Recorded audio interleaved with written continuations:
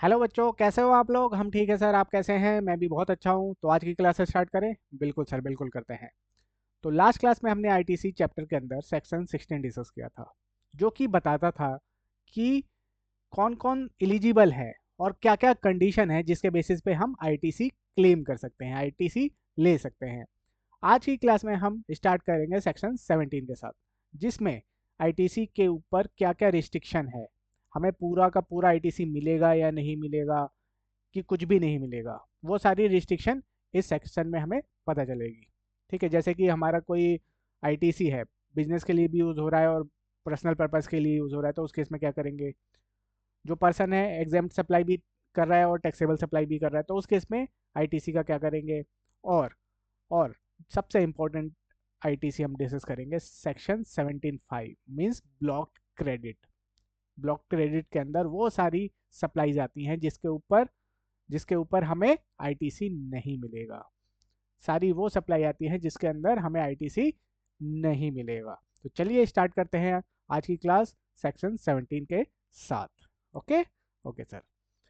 Apportionment of credit and block credit. Apportionment क्या होता है, किसी चीज को डिवाइड करना, किसी चीज को बांटना, उसको बोलते हैं हम apportionment.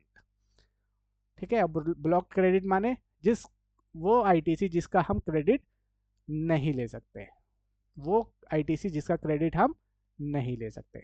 Okay. Okay sir. Where the goods और सर्विसेज और both are used by registered person partly for the purpose of any business and partly for the other purpose, the amount of credit shall be restricted to so much of input tax as attributable to the purpose of his business। क्या मतलब हुआ। मान लीजिए कोई person है, registered person है।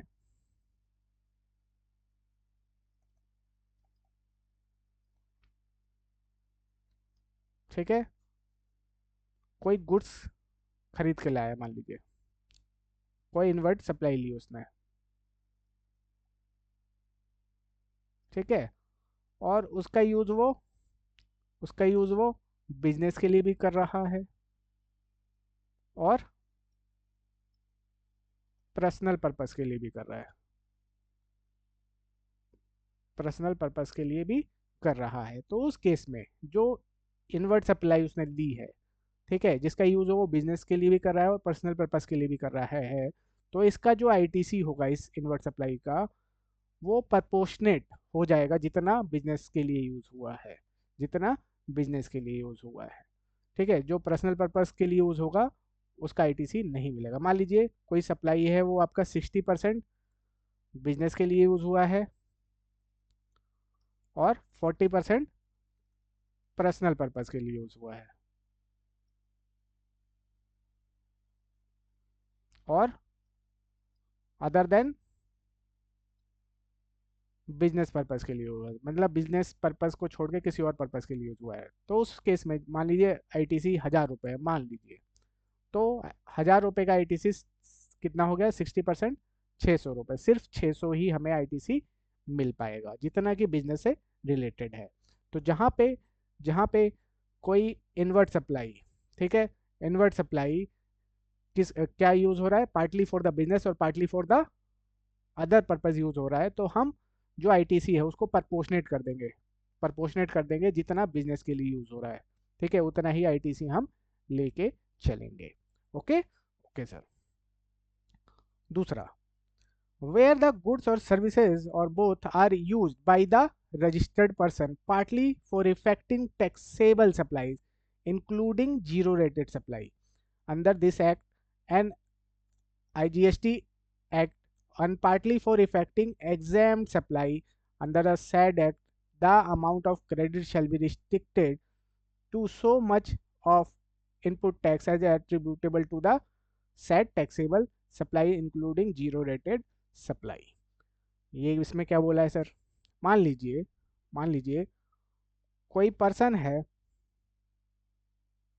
वो taxable supply भी करता है।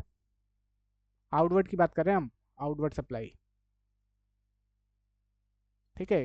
जो पर्सन है वो आउटवर्ड सप्लाई क्या प्रोवाइड कर रहा है, टैक्सेबल सप्लाई भी करता है और एग्जाम्प्ट सप्लाई भी करता है।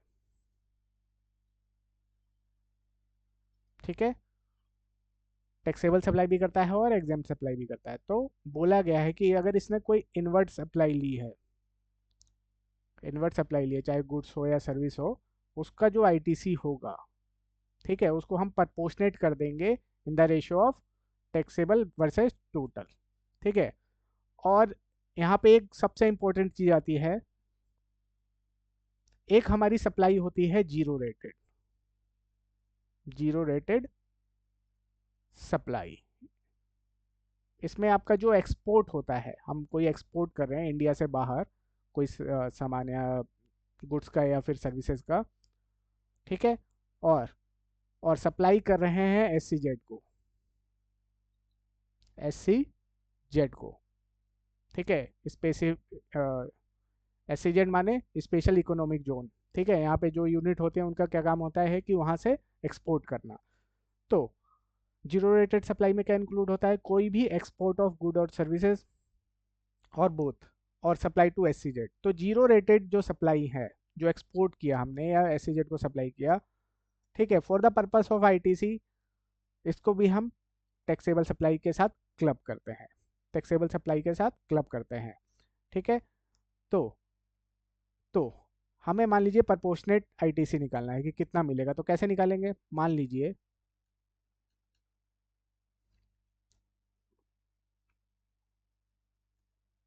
इनवर्ड टैक्स, मान लीजिए 1000 रुपया है। ठीक है, 1000 रुपये का आईटीसी लेना है हमें। टैक्सेबल सप्लाई है मान लीजिए 10,000। ठीक है, टर्नओवर की बात कर रहे हैं हम। जीरो रेटेड है, जीरो रेटेड सप्लाई है मान लीजिए 2000, और एग्जाम्प्ट सप्लाई है आपकी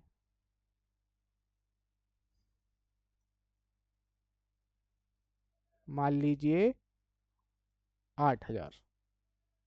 ठीक है, टोटल टर्नओवर कितना हो गया सर, 20,000। ठीक है, तो अब हमें क्या करना है, टैक्सेबल प्लस जीरो रेटेड को ऐड करना है। कितना हो गया सर, 12,000। 12,000 डिवाइड बाई 20 इनटू कितने का टू आईटीसी है, 1000 रुपये का। तो कितना हो गया ये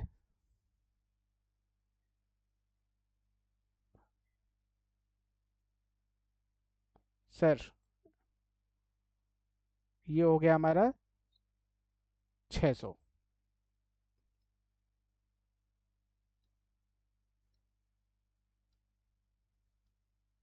ठीक है, तो 600 का हमें आईटीसी मिल जाएगा। कितना डिसअलाउ हो जाएगा, कितना डिसअलाउ हो जाएगा, 400 हमारा डिसअलाउ हो जाएगा। एग्जाम सप्लाई कितनी है sir, 8,000। 8,000 divide by total supply 20,000 into 1000।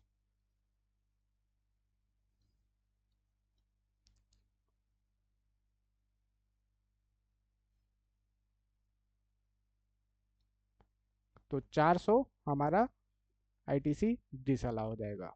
तो ऐसे हमें प्रपोर्शनेट करके निकालना है, जहाँ पे पर्सन जो रजिस्टर्ड पर्सन है टैक्सेबल सप्लाई भी कर रहा है इंक्लूडिंग जीरो रेटेड सप्लाई, और एग्जाम सप्लाई भी कर रहा है।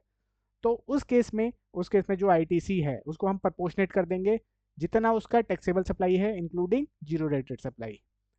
ठीक है, zero rated supply divide by total, total supply, और प्रोपोर्शनेट करके हम आईटीसी निकाल देंगे। ओके, ओके सर, चलिए।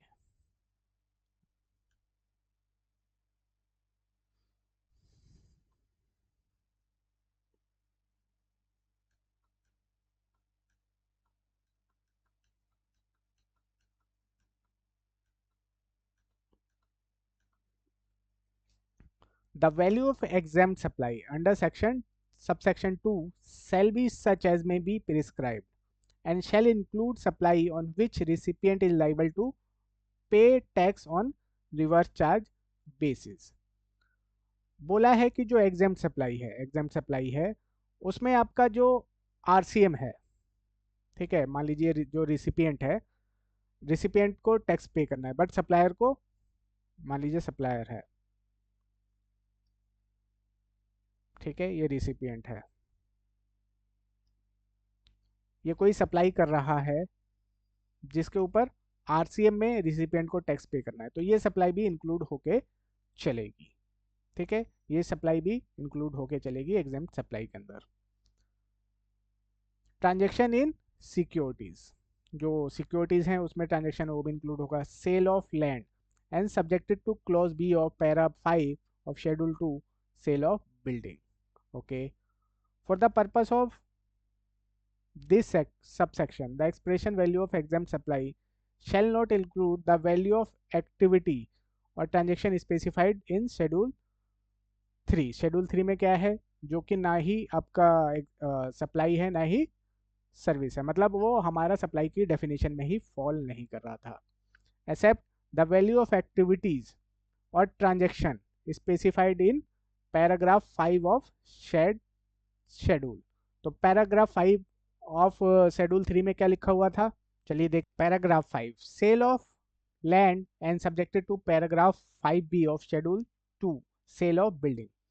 तो ये जो हमारी वैल्यू है, sale of land and sale of building, ये हमारा एग्जाम्प्ट सप्लाई का पार्ट बन जाएगी, एग्जाम्प्ट सप्लाई का पार्ट बन जाएगा। ओके ओके सर, चलिए उसके बाद आता है हमारा सबसे इंपॉर्टेंट सेक्शन, सब सेक्शन बोलते हैं, section 17(5) blocked credit. Blocked credit वो आईटीसी जिसका हम क्रेडिट नहीं ले सकते, जिसका क्रेडिट हम नहीं ले सकते। ठीक है, तो चलिए स्टार्ट करते हैं। बिल्कुल sir. Now with standing anything contained in subsection 1 of section 16 and subsection 1 of section 18 in ITC shall not be available in respect of following namely। now it is standing anything मतलब कुछ भी लिखा हो section 16 और section 18 के अंदर, 18 भी discuss करेंगे, जो नीचे दिए गए केसेस हैं उस केसेस में आईटीसी नहीं मिलेगा।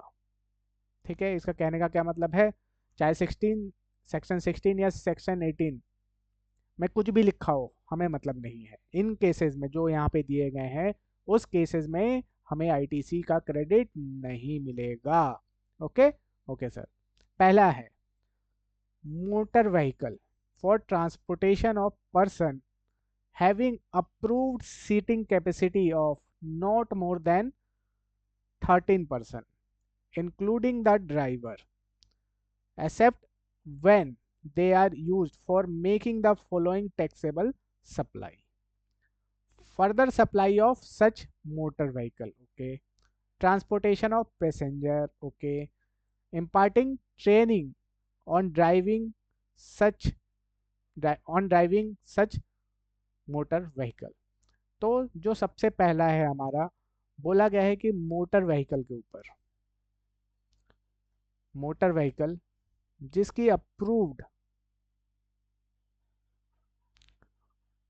सीटिंग कैपेसिटी,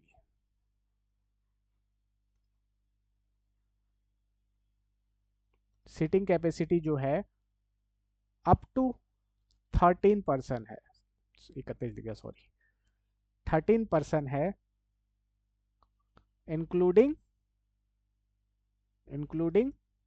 ड्राइवर, ड्राइवर को मिला के, जिसमें 13 लोग बैठ सकते हैं। वो मोटर कार जिसमें 13 लोग बैठ सकते हैं, जिसकी अप्रूव्ड कैपेसिटी कितनी है, 13 लोगों की है, इंक्लूडिंग ड्राइवर। तो उस केस में उस मोटर व्हीकल के ऊपर हमें आईटीसी नहीं मिलेगा। मान लीजिए कोई मोटर व्हीकल खरीदा हमने, ठीक है, उसकी अप्रूव्ड सीटिंग कैपेसिटी कितनी है, 13 लोगों की है, इंक्लूडिंग ड्राइवर। तो उस मोटर व्हीकल के ऊपर हमें आईटीसी नहीं मिलेगा। अब मान लीजिए 13 की सीटिंग कैपेसिटी है, उसमें आप 15 लोग बैठा रहे हो, तो मिल जाएगा? आंसर है नहीं। हमें देखना है approved seating capacity, approved seating capacity. जैसे कि हमारे रिक्शा चलते हैं, ऑटो रिक्शा चलते हैं, कहने के लिए तो उसमें 5-6 लोग बैठते हैं, बट क्या करते हैं वो 10-10 लोग बैठा लेते हैं उसमें। तो हमें उस पर नहीं जाना, हमें देखना है कि उसकी अप्रूव्ड कैपेसिटी क्या है, जो मोटर व्हीकल है उसकी अप्रूव्ड सीटिंग कैपेसिटी क्या है। अगर वो अप टू 13% है इंक्लूडिंग ड्राइवर, तो उस केस में जो मोटर व्हीकल हमने लिया है उसके ऊपर आईटीसी नहीं मिलेगा, जो मोटर व्हीकल हमने परचेज किया है उसके ऊपर हमें आईटीसी नहीं मिलेगा। एक्सेप्ट जहाँ पे जहाँ पे मैंने मोटर कार खरीदी है ताकि मैं आगे बेच सकूँ। मेरा बिजनेस वही है, मैं मोटर कार खरीदता हूँ और फिर बेचता हूँ। तो जहाँ पे मैं उसको ले रहा हूँ फॉर फर्दर सप्लाई, ठीक है, मोटर कार लिया और बेच दिया, फर्दर सप्लाई कर दिया उसको छोड़ के, तो उस केस में मुझे आईटीसी मिल जाएगा। दूसरा, उसका मैं यूज़ कर रहा हूँ, जो मोटर कार है मैं उसका यूज़ कर रहा हूँ for transportation of passenger.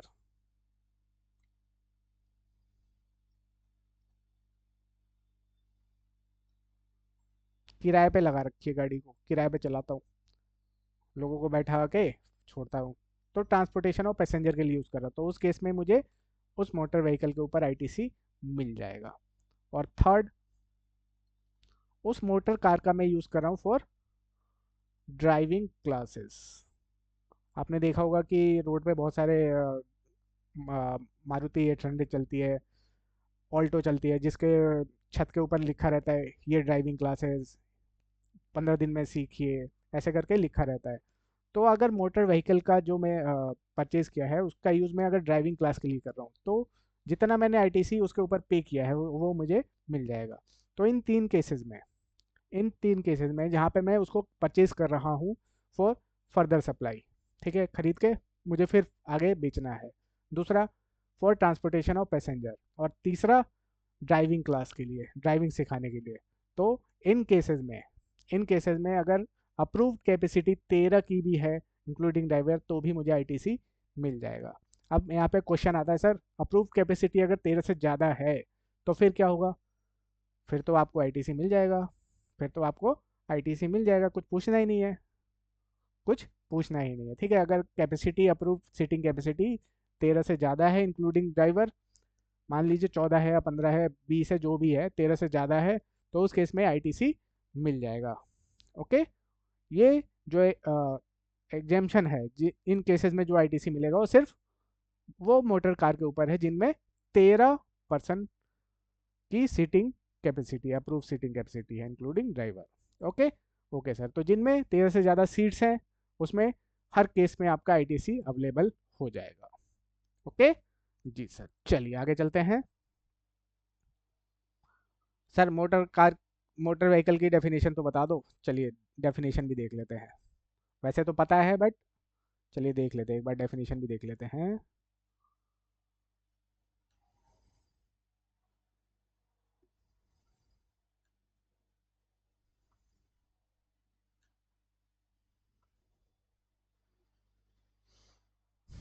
Motor vehicle have the same meaning as assign to it in clause 28 of section 2 of motor vehicle act 1988। motor vehicle or motor under the motor vehicle act 1988 means any mechanical propelled vehicle adapted for the use upon road whether the power of propulsion is transmitted there to from the external and internal।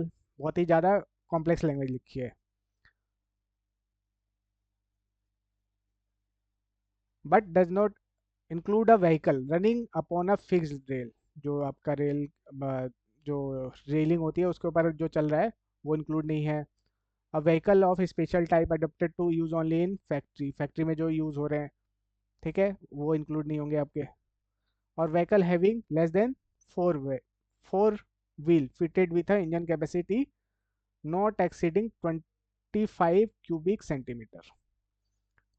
और उसमें क्या include नहीं होगा? जिसके 4 से कम पहिए हैं और उसकी इंजन कैपेसिटी 25 क्यूबिक सेंटीमीटर, मतलब 25 सीसी तक है। तो वो हमारा मोटर व्हीकल के डेफिनेशन में नहीं आता है। उसके अलावा जो भी है जिसमें इंजन लगा हुआ है वो हमारा मोटर व्हीकल के डेफिनेशन में आ जाएगा।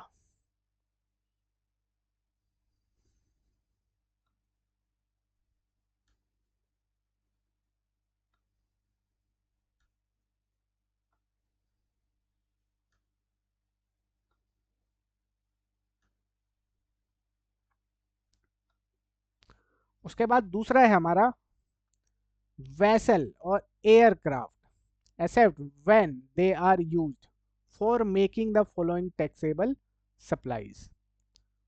Further supply of vessel and aircraft, okay, transportation of passenger, imparting training on navigation such vessel, imparting training on flying such aircraft or for transportation of goods। तो इसमें क्या बोला गया है, पहला तो मोटर व्हीकल हो गया, उसके बाद बोला है जो वेसल है और एयरक्राफ्ट है। वेसल माने जो शिप है हमारा, जो शिप है जो पानी में चलता है हमारा, और एयरक्राफ्ट।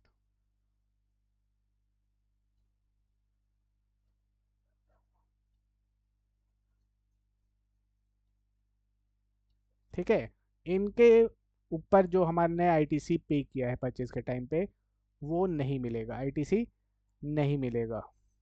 अच्छा सर, हाँ, लेकिन इन केसेस को छोड़ के कौन कौन से केसेस जहां पे मैं इनको खरीद रहा हूँ फॉर फर्दर सप्लाई। मैंने, मेरा काम ये है क्या, मैं शिप को खरीदता हूँ और बेचता हूँ, एयरक्राफ्ट खरीदता हूँ बेचता हूँ, मेरा यही काम है। मैं उसको खरीद के लाया फॉर फर्दर सप्लाई, आगे सेल करने के लिए। तो उस केस में मुझे जो मैंने परचेज के टाइम पे आईटीसी पे किया होगा इनके ऊपर, उसका आईटीसी मुझे मिल जाएगा। दूसरा, transportation of, transportation of passenger. अगर जो वेसल है और एयरक्राफ्ट है उसका यूज मैं कर रहा हूँ फॉर ट्रांसपोर्टेशन ऑफ पैसेंजर, उसमें पैसेंजर का ट्रांसपोर्टेशन करता हूँ मैं। ठीक है, टैक्सेबल सप्लाई करता हूँ ट्रांसपोर्टेशन का, एक जगह से दूसरे जगह उनको लेके जाता हूँ। तो उस केस में जो वेसल है, एयरक्राफ्ट है, जो परचेज के टाइम पे मैंने आईटीसी पे किया है, उसका मुझे आईटीसी मिल जाएगा। Then use for training purposes, या फिर वेसल और एयरक्राफ्ट का यूज मैं कर रहा हूँ फॉर ट्रेनिंग पर्पज, जैसे कि कार में ड्राइविंग हो गया, वैसे ही शिप के केस में नेविगेटिंग करते हैं कि यहाँ से ऐसे जाना है। अब समुंदर में हमें पता नहीं है कि कहाँ से मुड़ना है, रोड पे तो हमें पता है कि यहाँ से ये रोड इधर जा रही है तो इधर यहाँ से मुड़ना है, पानी में हमें नहीं पता कि कहाँ जाके कहाँ से मुड़ना है। समुंदर में कुछ नहीं पता हमें, चारों तरफ पानी पानी है, कहाँ से मुड़ना है कुछ नहीं पता। तो जहाँ पे मैं इन शिप का यूज़ किस लिए कर रहा हूँ, जहाज चलाने के लिए सिखा रहा हूँ। ठीक है, ट्रेनिंग दे रहा हूँ फॉर नेविगेटिंग पर्पस। ठीक है, कि कहाँ से देख के हमें कितना मुड़ना है, कैसे मुड़ना है, मतलब ट्रेनिंग दे रहा हूँ। और in case of aircraft, flying classes दे रहा हूँ। ठीक है, फ्लाइंग क्लासेस दे रहा हूँ, फ्लाइंग ट्रेनिंग दे रहा हूँ। तो उस केस में इन जो शिप है और एयरक्राफ्ट है, इसके ऊपर जो आईटीसी पे किया होगा उसका आईटीसी मुझे मिल जाएगा। और लास्ट, अगर मैं इनका यूज़ करता हूँ फॉर ट्रांसपोर्टेशन ऑफ गुड्स, और ट्रांसपोर्टेशन ऑफ गुड्स, शिप और एयरक्राफ्ट का यूज़ किस लिए कर रहा हूँ मैं, ट्रांसपोर्टेशन ऑफ गुड्स। आपने देखा होगा शिप, जो समुद्र में बहुत बड़ी बड़ी जहाज़ें होती है जिनके ऊपर कंटेनर रख के चलते हैं, बहुत बड़े बड़े कंटेनर होते हैं। ठीक है, तो मान लीजिए सामान को एक जगह से दूसरे जगह ले जाने के लिए मैं इनका यूज़ कर रहा हूँ, शिप का और एयरक्राफ्ट का। तो उस केस में भी जो मैंने टैक्स पे किया होगा परचेज के टाइम पे, उसका आईटीसी मुझे मिल जाएगा। ओके, ओके सर, चलिए। यहाँ पे क्या कवर नहीं है मोटर व्हीकल के केस में, अगर मैं मोटर व्हीकल का यूज़ कर रहा हूँ for transportation of goods, goods, तो उस केस में मुझे आईटीसी मिल जाता है। ठीक है, अगर कोई मोटर व्हीकल है जिसका यूज़ मैं कर रहा हूँ फॉर ट्रांसपोर्टेशन ऑफ गुड्स, ठीक है, तो उस केस में मुझे आईटीसी मिल जाता है, तो वो चीज़ यहाँ पे कवर नहीं है।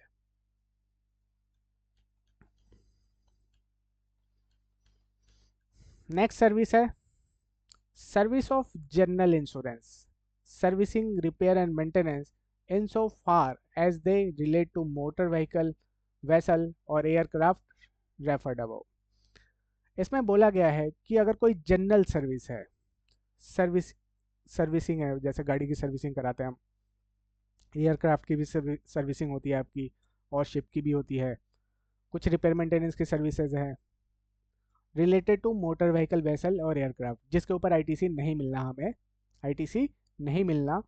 तो उस केस में जो जनरल इंश्योरेंस की सर्विसेज हैं, रिपेयर मेंटेनेंस की सर्विसेज, सर्विसिंग है, इनका भी आईटीसी हमें नहीं मिलेगा।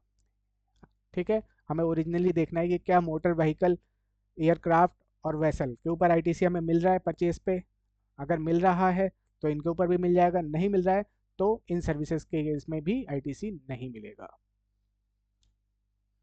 Provided that the input tax credit in respect of such services shall be available where the motor vehicle, vessel or aircraft referred to in clause 1 or clause 11 are used for the purpose specified therein।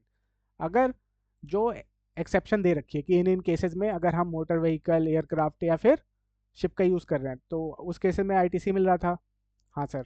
तो अगर हमें बस originally देखना है कि originally क्या मिल रहा है, अगर मिल रहा है तो इन सर्विसेज के ऊपर भी आईटीसी मिल जाएगा। अगर ओरिजिनली इनके ऊपर नहीं मिल रहा है तो इन सर्विसेज के ऊपर भी आईटीसी नहीं मिलेगा। ठीक है, तो सारा डिपेंड करता है इन सर्विसेज का कि जो ओरिजिनल है, ठीक है, ओरिजिनली जो मोटर व्हीकल है, एयरक्राफ्ट है, वेसल है, ठीक है, किस पर्पज़ के लिए यूज़ हो रहा है, क्या आईटीसी मिल रहा है उसके परचेज पे। अगर मिल रहा है तो इन सर्विसेज पे भी मिल जाएगा, नहीं मिल रहा है तो इन सर्विसेज के ऊपर भी आईटीसी नहीं मिलेगा।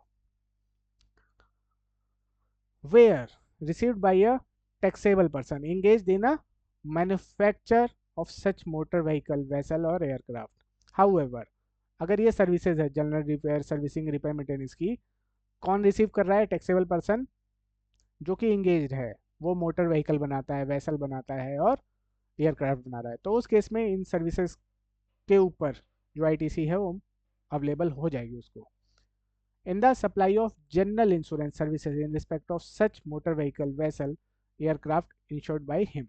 या फिर जो टैक्सेबल पर्सन है इंगेज्ड है in supply of general insurance services in respect of such motor vehicle, aircraft और वेसल, मतलब वो जनरल इंश्योरेंस की सर्विसेज प्रोवाइड करता है in relation to such motor vehicle, vessel और एयरक्राफ्ट। तो इस केसेस में अगर वो जो टैक्सेबल पर्सन है वो ये सर्विसेज रिसीव भी करता है तो भी उनको आईटीसी मिल जाएगा।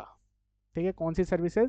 General insurance, servicing, repair maintenance related to motor vehicle, aircraft और वेसल। ठीक है जी, ठीक है सर, चलिए।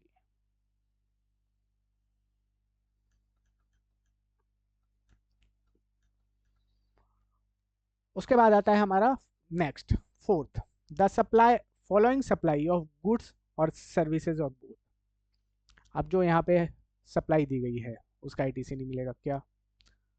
फूड एंड बिवरेज, खाना पीना, कॉफ़ी हो गया, चाय हो गई, खाना हो गया, ठीक है, तो इनके ऊपर हमें आईटीसी नहीं मिलता। मान लीजिए मैं बिजनेस पर्पज़ के लिए किसी क्लाइंट से मिलने गया, वहाँ पे हम कैफ़े में बैठ कर आराम से कॉफ़ी पी रहे हैं, सैंडविच खा रहे हैं, तो बिल लेके आया मैं अपने पास, बिल अपने जो अकाउंटेंट था उसको दिया, तो उसने बोला कि सर इसके ऊपर आईटीसी नहीं मिलेगा। मैंने क्यों नहीं मिलेगा? तो बोला कि सर मना किया हुआ है, ब्लॉक क्रेडिट के अंदर इसके ऊपर मना किया गया है कि खाने और पीने के ऊपर आईटीसी नहीं मिलेगा। ठीक है, तो फूड एंड बिवरेज के ऊपर हमारा आईटीसी नहीं मिलता है। आउटडोर कैटरिंग, अगर कोई आउटडोर कैटरिंग है, कैटरिंग की सर्विसेज प्रोवाइड की जा रही है आउटडोर कैटरिंग की, तो उस केस में भी हमारा उसके ऊपर जो आईटीसी है उसका क्रेडिट हमें नहीं मिलेगा। ब्यूटी ट्रीटमेंट, कोई ब्यूटी ट्रीटमेंट है जैसे पार्लर वगैरह, ब्यूटी पार्लर वगैरह हो गई, ठीक है, तो इनकी जो सर्विसेज होती हैं उसके ऊपर भी आईटीसी नहीं मिलेगा। हेल्थ सर्विसेज, हेल्थ से रिलेटेड जो सर्विसेज हैं आपकी, जैसे कि जिम वगैरह हो गया, ठीक है, हेल्थ सर्विसेज जो पर्सनल पर्पस की आप देखोगे तो ये एक तरह से पर्सनल नेचर की है।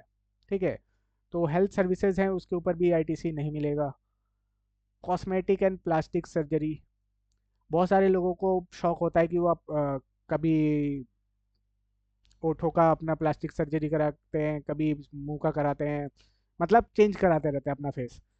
तो अगर कोई कॉस्मेटिक और प्लास्टिक सर्जरी करवा रहे हैं, ठीक है, तो उसके ऊपर जो आईटीसी है वो भी नहीं मिलेगा। इंडिया में तो बहुत सारे एक्टर एक्ट्रेस हैं जो कि चेंज कराते ही रहते हैं, सर्जरी पे सर्जरी, प्लास्टिक सर्जरी कराते रहते हैं।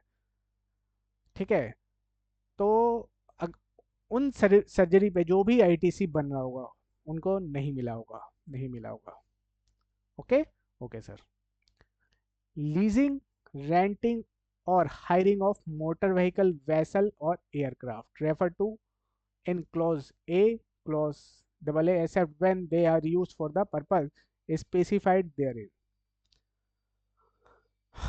यहाँ पे जो मोटर व्हीकल की बात हो रही है, जो अभी ऊपर हमने देखा था, मोटर व्हीकल, वेसल और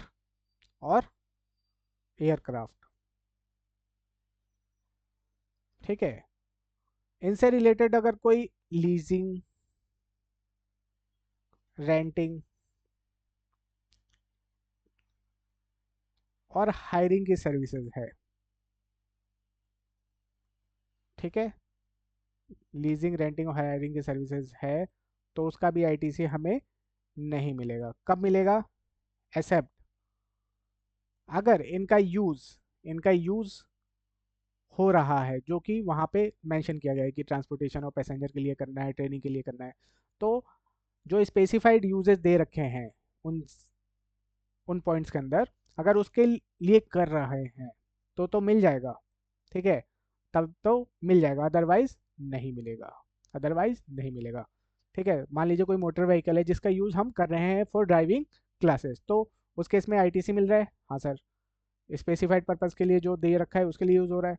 तो उस केस में अगर उस मोटर व्हीकल का लीजिंग, रेंटिंग या हायरिंग सर्विसेज के लिए यूज़ सर्विसेज ले रहा हूँ, तो वो भी मेरा क्या हो जाएगा? आईटीसी अवेलेबल हो जाएगा उसके ऊपर। Okay, okay sir. Life insurance and health insurance, अगर लाइफ इंश्योरेंस और हेल्थ इंश्योरेंस के ऊपर कोई आईटीसी है तो वो भी मुझे नहीं मिलेगा। Okay, okay sir. Provided that the input tax credit in respect of such good or services or both shall be available where a inward supply of such goods or services or both is used by registered person for making an outward supply of the same category of goods or services or both as a element of taxable component, taxable composite और mix supply। ये क्या है sir?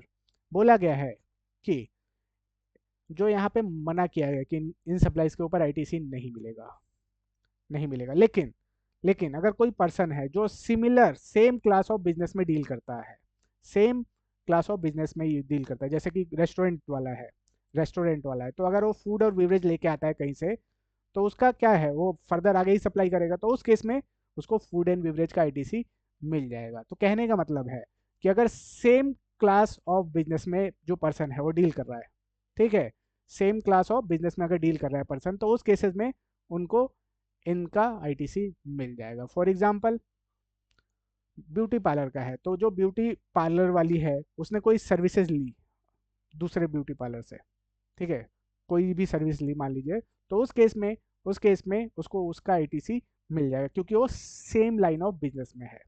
Okay, okay sir.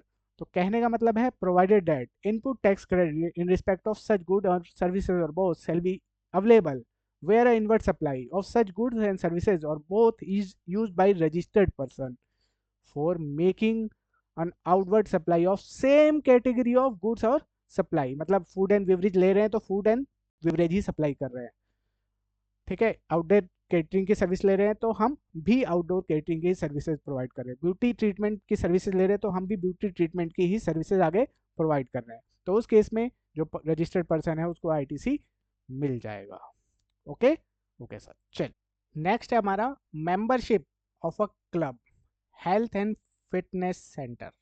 कोई club की membership है, कोई health club है या फिटनेस क्लब है, अगर उसकी सर्विसेज ले रहे हैं, मेंबरशिप ले रखी है हमने, तो उसके ऊपर जो आईटीसी होगा वो भी हमें नहीं मिलेगा, वो भी डिसअलाउ हो जाएगा। सर तो यहाँ पे भी तो आपने जिम बताया था, यहाँ पे आप डॉक्टर की सर्विसेज ले मान सकते हो कि मान लीजिए कोई डॉक्टर की मेडिकल सर्विसेज ली हमने, ठीक है, हेल्थ सर्विसेज ली, तो वो डिसअलाउ हो जाएगा। Okay, okay sir. Then travel benefit extended to employee on a vacation such as a leave or home travel concession। अगर अगर हम कोई लीव ट्रेवल कंसेशन दे रहे हैं, बेनिफिट दे रहे हैं किसको, एम्प्लॉय को, ऑन वेकेशन जो कि छुट्टी पे है, या फिर होम ट्रेवल कंसेशन पे, मतलब एलटीसी ले रखा है। तो वेकेशन पे अगर हम कुछ उसको टॉलरेबल बेनिफिट दे रहे हैं, ठीक है, एम्प्लॉय को उसके पर्सनल पर्पस के लिए, तो वो डिसअलाउ हो जाएगा उसका आईटीसी। बिजनेस पर्पस के लिए करेंगे तो अलाउ हो जाएगा, पर्सनल पर्पस के लिए दे रहे हैं एम्प्लॉय के तो वो डिसअलाउ हो जाएगा। Okay, okay sir.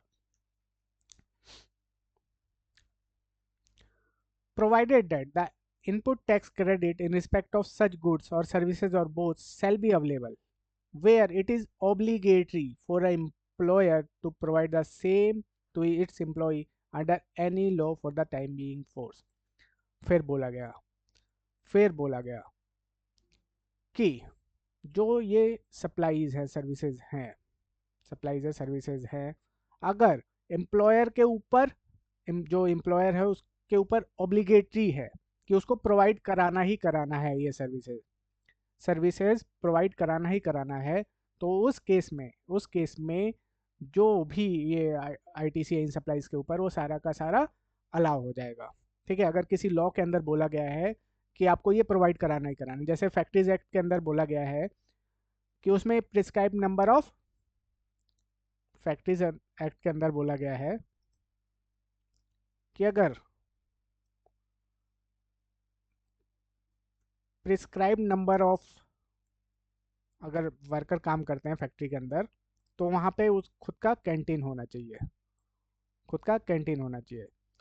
तो उस केसेस में जहाँ पे खुद का कैंटीन है, उससे रिलेटेड जो भी आईटीसी है आईटीसी है ओब्लिगेशन लग गया फैक्ट्रीज एक्ट के अंदर, हाँ सर, तो वो आपका अलाउ हो जाएगा, उसका आईटीसी अलाउ हो जाएगा। जहाँ पे किसी लॉ के अंतर्गत एम्प्लॉयर को प्रोवाइड कराना पड़ रहा है, लॉ ने बोला है कि आप प्रोवाइड करो, लॉ ने बोला है कि आप प्रोवाइड कराओगे, तो उस केस में इन सप्लाईज के ऊपर भी आईटीसी मिल जाएगा। Okay, okay sir.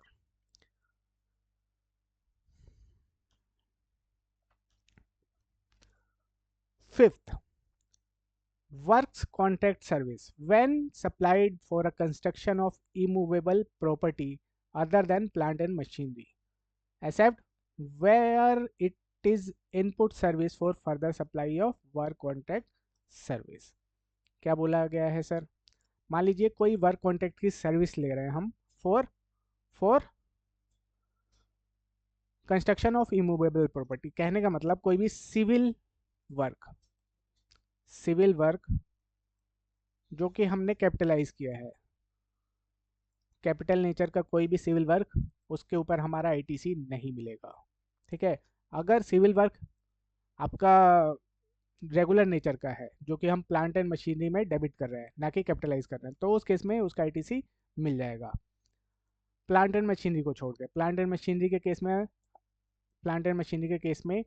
Even capitalise है तो भी हमें आईटीसी मिल जाएगा। और वहाँ पे जहाँ पे वर्क कॉन्ट्रैक्ट की सर्विसेज हम ले रहे हैं ताकि फर्दर आगे हम वर्क कॉन्ट्रैक्ट की सर्विसेज प्रोवाइड कर सके, ठीक है, तो उस केस में वर्क कॉन्ट्रैक्ट की सर्विसेज के ऊपर जो आईटीसी है वो अलाउ हो जाएगा। तो वर्क कॉन्ट्रैक्ट की सर्विसेज अगर हम ले रहे हैं for the construction of immovable property, कहने का मतलब सिविल वर्क जो कि कैपिटलाइज कर रखा है, अगर कैपिटलाइज किया है तो आईटीसी नहीं मिलेगा, और रेवेन्यू नेचर का है मीन्स पीएनएल में डेबिट किया है तो उसका आईटीसी हमें मिल जाएगा। और जहाँ पे वर्क कॉन्ट्रैक्ट की सर्विसेज हम ले रहे हैं ताकि हम फर्दर वर्क कॉन्ट्रैक्ट की सर्विसेज प्रोवाइड कर सके, ठीक है, और वर्क कॉन्ट्रैक्ट की services related to plant and machinery से रिलेटेड कोई सर्विसेज है तो उसके ऊपर आईटीसी मिल जाएगा। Okay, okay sir. Sir plant and machinery का क्या मतलब है? चलिए प्लांट एंड मशीनरी का मतलब देख लेते हैं। The expression plant and machinery means apprentice equipment or machinery fixed to earth by foundation or structural support that are used for making outward supply of goods or services or both, and include such foundation and structure support but exclude land building and other civil structures, telecommunication tower and pipeline laid outside the factory building। तो इन तीन चीज़ों को छोड़ के land building and other civil structure, telecommunication tower और pipeline जो कि हमारा फैक्ट्री के बाहर लगा हुआ है वो हमारा प्लांट एंड मशीनरी के डेफिनेशन में कवर नहीं होता है। उसको छोड़ के उसको छोड़ के कोई भी स्ट्रक्चर जो कि धरती से जुड़ा हुआ है, फिक्स्ड है, जैसे अब प्लांट एंड मशीनरी जाके कहीं हम फिक्स कर देते हैं, ठीक है, वो सारी चीज़ें हमारी प्लांट एंड मशीनरी के डेफिनेशन में आ जाएगा। लेकिन क्या इंक्लूड नहीं होगा? Land building and other civil structure, telecommunication tower और पाइपलाइन जो कि फैक्ट्री से बाहर हमने लगाई हुई है।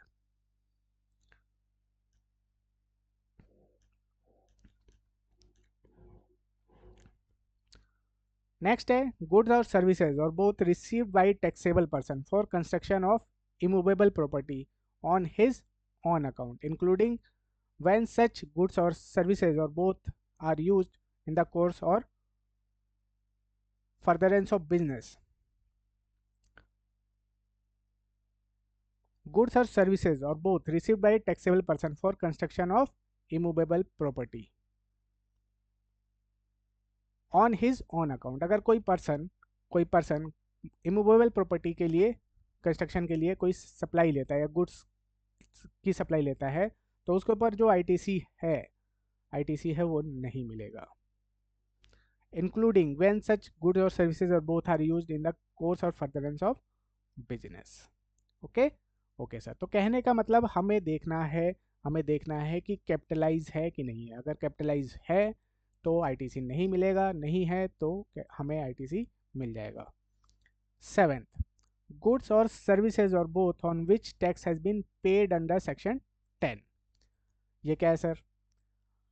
अगर हमने सेक्शन 10 के अंदर कोई टैक्स पे कर किया है जो कंपोजिशन डीलर का है, तो वो टैक्स का हमें आईटीसी नहीं मिलेगा। ठीक है, मान लीजिए कंपोजिशन डीलर से हमने कोई सामान परचेज किया तो उसने हमें बिल ऑफ सप्लाई दिया, हमने उसको पेमेंट कर दी, तो उसके बेसिस पे हमें आईटीसी नहीं मिल सकता। वैसे भी जो कंपोजिशन डीलर जो इन्वॉइस देता है वो बिल ऑफ सप्लाई देता है, ना कि टैक्स इन्वॉइस देता है, तो इन्वॉइस पे वैसे भी टैक्स नहीं होगा। बट बोल दिया कि गुड्स और सर्विसेज और both on which tax has been paid under section 10। तो सेक्शन 10 के अंदर जो कंपोजिशन डीलर वाला सेक्शन है उसके अंदर अगर हमने कोई टैक्स पे किया है, कंपोजिशन स्कीम के अंदर कोई टैक्स पे किया है, तो उसका हमें आईटीसी नहीं मिलेगा। गुड्स और सर्विसेज और both received bye non resident taxable person except on goods imported by him. Non resident taxable person कौन होता है? Just like casual taxable person. जैसे कैजुअल टैक्सेबल पर्सन क्या है, एक स्टेट में उसके पास जीएसटी नंबर है, दूसरे में नहीं है, और दूसरे में उसको फॉर टेम्पररी पर्पज, जैसे बिजनेस फेयर एग्जीबिशन लगते हैं वहाँ पे टेम्पररी पर्पज के लिए अपना बिजनेस के करना है उसको, तो उस केस में वो as a casual taxable person register करता है। सेम आपका नॉन रेसिडेंट टैक्सेबल पर्सन होता है। ठीक है, तो नॉन रेसिडेंट टैक्सेबल पर्सन के केस में क्या है कि वो इंडिया से ही बाहर से आता है, इंडिया के बाहर से ही आता है for some time temporary purpose के लिए। तो जो नॉन रेसिडेंट टैक्सेबल पर्सन है उसको उसको आईटीसी नहीं मिलेगा एक्सेप्ट अगर उसने कुछ गुड्स इंपोर्ट किया है, तो उस केस में उसको आईटीसी मिल जाएगा अगर उसने आरसी में पे किया है। गुड्स और सर्विसेज और both used for personal consumption.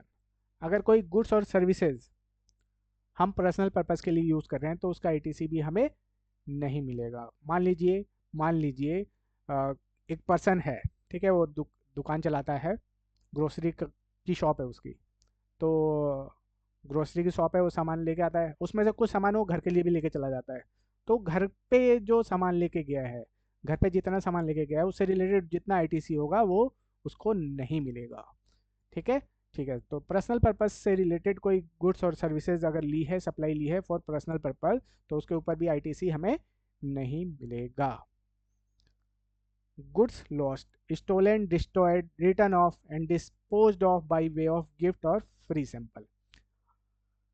हम कोई गुड्स खरीद के लाए और वो खो गया, गुड्स खरीद के लाए और वो खो गया, तो उसके ऊपर जो आईटीसी होगा वो हमें रिवर्स करना पड़ेगा। अगर ले लिया है तो खो गया, चोरी हो गया, डिस्ट्रॉय हो गया, या फिर हमने उसको गिफ्ट कर दिया या फ्री में सैंपल एज अ सैंपल दे दिया, तो उसके ऊपर जो भी आईटीसी होगा हमें वो रिवर्स करना पड़ेगा अगर ले रखा है तो। वैसे तो नहीं मिलेगा, लेकिन अगर ले लिया है तो हमें रिवर्स करना पड़ेगा।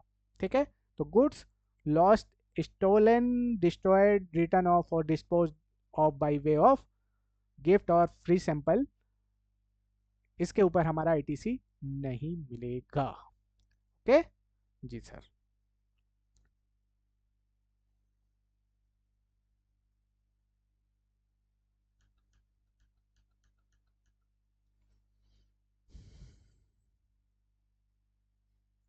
Any tax paid in accordance with the provision of section 74, 129 and 130, ये जो हमारे सेक्शन है, सेक्शन 74 हमारा रिलेटेड टू अगर जहाँ पे हमने कोई फ्रॉड किया है तो उस सेक्शन में हम पे कार्रवाई होगी। हमारा जो ट्रक है उसको डिटेन कर रखा है, ठीक है, कुछ डाउट लगा उनको डिटेन कर रखा है और हमें कोई टैक्स पे करना पड़ रहा है, या फिर जो हमारा सामान है ट्रक के अंदर वो उन्होंने जब्त कर लिया है, ठीक है, तो कोई भी टैक्स इन सेक्शन के अंदर हमने पे किया है तो उसका आईटीसी हमें नहीं मिलेगा, उसका आईटीसी हमें नहीं मिलेगा। ठीक है जी सर। उसके बाद एक नया पॉइंट आया है, जो हमारी सीएसआर की एक्टिविटीज़ होती हैं, corporate social responsibility under companies act 2013। तो इस पर पहले डाउट था कि इसका जो हम कर रहे हैं इसके ऊपर हमें आईटीसी मिलेगा नहीं मिलेगा, तो कुछ लोग ले रहे थे कुछ लोग नहीं ले रहे थे। बाद में इसको अब क्लेरिफाई कर दिया गया है और इसको थ्रू नोटिफिकेशन ऐड कर दिया गया है कि सीएसआर से रिलेटेड जो भी आपका खर्चा है उसके ऊपर आईटीसी नहीं मिलेगा। ठीक है, तो कॉर्पोरेट सोशल रिस्पॉन्सिबिलिटी के ऊपर जो भी खर्चा है जो कंपनी कर रही है सेक्शन 135 के अंतर्गत, उसके ऊपर आईटीसी नहीं मिलेगा। ओके। गुड्स और सर्विसेज और both received by a taxable person which are used or intended to be used for the activity relating to his obligation under corporate social responsibility related to section 135 of companies act 2013।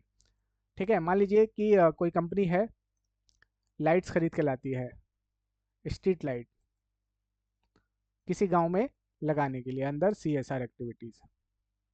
ठीक है, तो जो light लगा दी इसने, CSR की जो compliance थी वो कंप्लाई हो गई, बट इसके ऊपर जो आईटीसी होगा वो कंपनी को नहीं मिलेगा। क्यों? क्योंकि मना कर रखा है कि सीएसआर एक्टिविटीज़ के ऊपर से रिलेटेड जो भी सप्लाई है उसके ऊपर हमारा आईटीसी नहीं मिलेगा। ओके ओके सर, चलिए अब एग्जाम्पल देखते हैं। Example 1, ITC on car purchase by manufacturing company for official use for its employ is blocked. Car में कितने लोग बैठ सकते हैं? ज़्यादा सर 5 6 7, इससे ज़्यादा तो नहीं बैठ सकते। हाँ, तो अगर कोई मैन्युफैक्चरिंग कंपनी कोई कार खरीदती है, ऑफिस बिजनेस के लिए यूज़ कर रही है, तो उसके ऊपर आईटीसी नहीं मिलेगा। ठीक है, स्पेसिफाइड पर्पस के लिए यूज़ कर रही है, नहीं sir. Okay okay sir. ITC on car purchase by car dealer ने गाड़ी खरीदी है, तो कार डीलर क्यों खरीदेगा? फर्दर सप्लाई करेगा, तो उस केस में उसको आईटीसी मिल जाएगा। ITC on car purchased by a company engaged in renting out car for transportation of passenger is allowed। कोई कंपनी है, उसने गाड़ी खरीदी ताकि वो आगे उसको रेंट पे लगा सके, तो उस केस में जो गाड़ी का आईटीसी है वो उसको मिल जाएगा। ITC on car purchase by car driving school ने गाड़ी खरीदी, मिल जाएगा नहीं मिलेगा? बिल्कुल सर, मिल जाएगा, फॉर ट्रेनिंग ऑन ड्राइविंग के लिए। ITC on bus seating capacity for 24 person purchase by a company for transportation of employ. Bus खरीदी अब इस बार कंपनी ने, तो जो अप्रूव्ड सीटिंग कैपेसिटी है 13 से ज़्यादा है। हाँ सर, तो इस केस में उसको आईटीसी मिल जाएगा। ITC on truck purchase by a company for transportation of his finish goods is allowed. Truck खरीदा ट्रांसपोर्टेशन ऑफ गुड्स के लिए, तो मिल जाएगा आईटीसी, कोई दिक्कत नहीं है। ITC on aircraft purchased by manufacturing company for official use of its CO। CO के को इधर से उधर लेके जाता है, एयरक्राफ्ट खरीद रखा है, तो उसके ऊपर जो आईटीसी है वो नहीं मिलेगा, वो नहीं मिलेगा। ITC on aircraft purchase by aviation school providing training on flying aircraft is allowed. Aircraft खरीदा, ठीक है, ताकि उससे ट्रेनिंग दे सके, एविएशन स्कूल जो कि ट्रेनिंग देता है पायलट वगैरह को, ठीक है, तो उस केस में जो एरोप्लेन के ऊपर आईटीसी है वो मिल जाएगा। ITC on general insurance taken on a car used by employ of manufacturing company for official purpose is block. तो जनरल इंश्योरेंस की कोई सर्विसेज ली, ठीक है, उस मोटर व्हीकल से रिलेटेड जो जिसके ऊपर ऑलरेडी आईटीसी ब्लॉक्ड है, तो जो उससे रिलेटेड सर्विसेज है वो भी उसके ऊपर भी आईटीसी हमारा नहीं मिलेगा।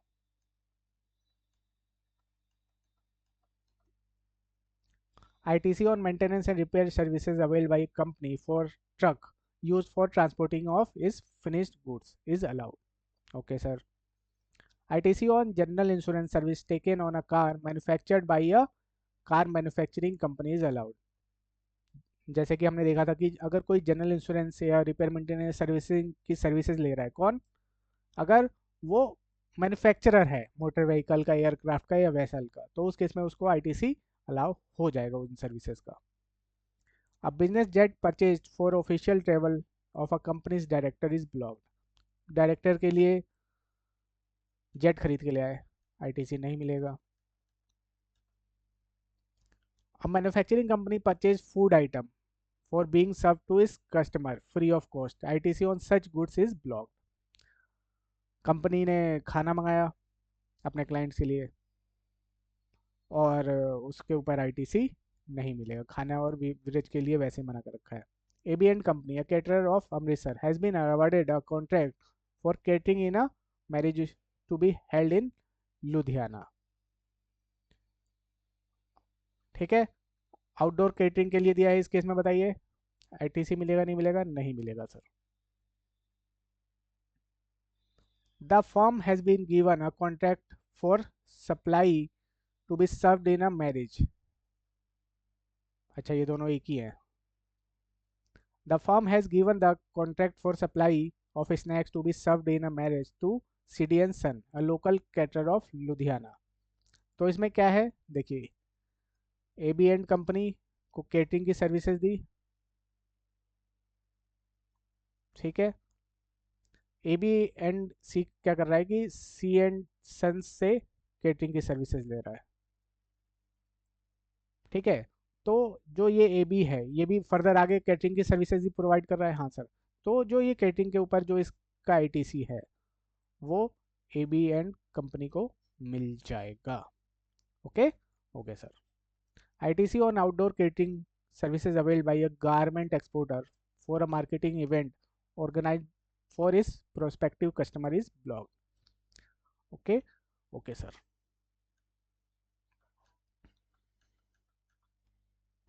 Outdoor catering services is availed by a company to run a free canteen in its factory. The Factory Act require the company to set up a canteen.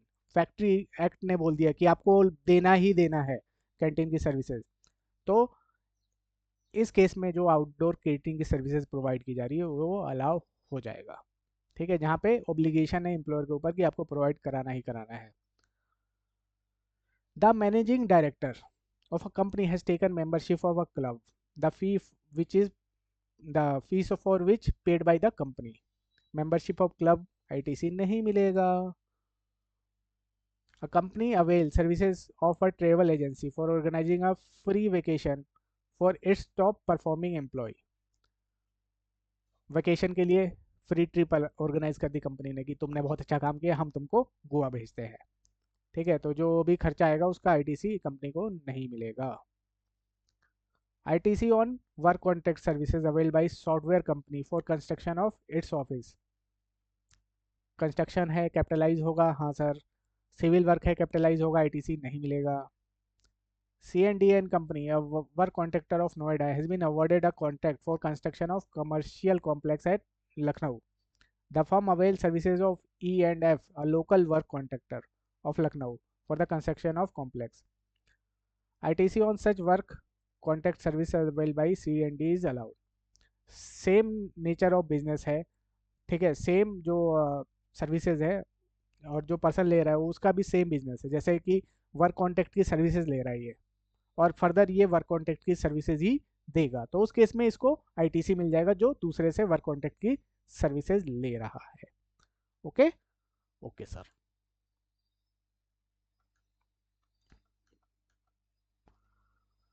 ITC on work contract services availed by automobile company for construction of foundation on which machinery to be used in production process is to be mounted permanently is allowed। Plant and machinery से related कोई civil work है, job work है, उसका ITC मिल जाएगा।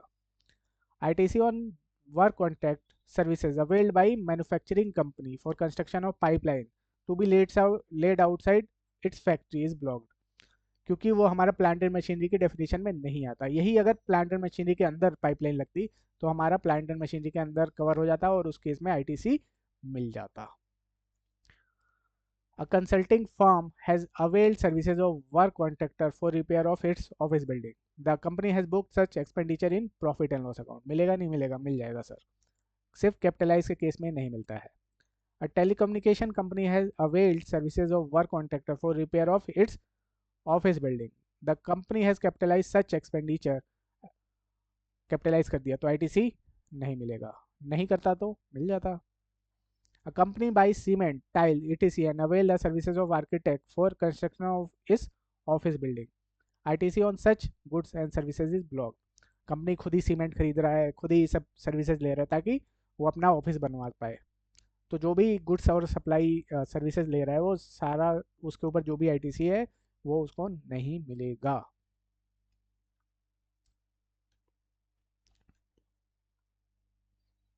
M N and construction procures cement, paint, iron rod and services of architect and interior designer for construction of commercial complex of one of its client। जो company है वो क्या कर रही है, दूसरे की सर्विस ले रही है, सीमेंट खरीद रही है, आयरन रॉड खरीद रही है, पेंट खरीद रही है, सर्विसेज ले रही है फॉर, अपने लिए नहीं, अपने क्लाइंट के लिए, ताकि वो ये सर्विसेज अपने क्लाइंट को फर्दर सप्लाई कर पाए। ठीक है, तो इस केस में ये वर्क कॉन्ट्रैक्ट की सर्विसेज ये खुद अवेल कर रहा है, दे भी रहा है और खुद अवेल भी कर रहा है, तो इस केस में इसको आईटीसी मिल जाएगा। A company buys cement, tile, etc. and avails services of architects for renovation of its office। The company has booked such expenditure in profit and loss। ITC मिल जाएगा। ITC on goods and services used by a automobile company for construction of foundation on which machinery to be used in a production process to be mounted permanently is allowed। Plant and machinery से related कोई भी खर्चा है, capitalise हुआ है या नहीं हुआ है, उसका आईटीसी हमें मिल जाएगा। ओके। Okay sir. तो आज की क्लास यहीं तक। अगर यहाँ तक आपको कोई भी डाउट है या कोई भी क्वेरी है तो आप मुझे व्हाट्सएप करके पूछ सकते हैं। Okay. Okay sir. Okay, thank you, take care, good bye.